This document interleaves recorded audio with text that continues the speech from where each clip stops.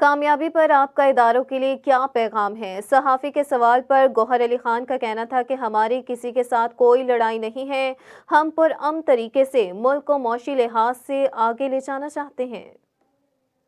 لیکن جہاں تک اس بات کا تعلق ہے 2 سالوں میں جو ہوا یہی اس لیے ہم نے کہا کہ ہم نے وکٹری اس کے نام کر دی ہے غلامی نامنظور۔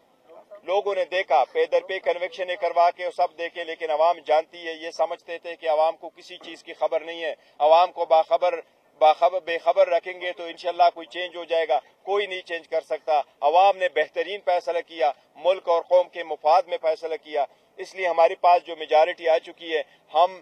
پنجاب میں KPK میں اور سینٹرل میں حکومت بنانے جائیں گے انشاءاللہ تعالی۔ ہمارا کسی کے ساتھ، جو آپ جس کی طرف ذکر کر رہے ہیں، ہمارا کسی کے ساتھ کوئی جھگڑا نہیں، ہم مستقبل کی طرف بڑھنا چاہتے ہیں۔ ہم عوام کی مینڈیٹ کا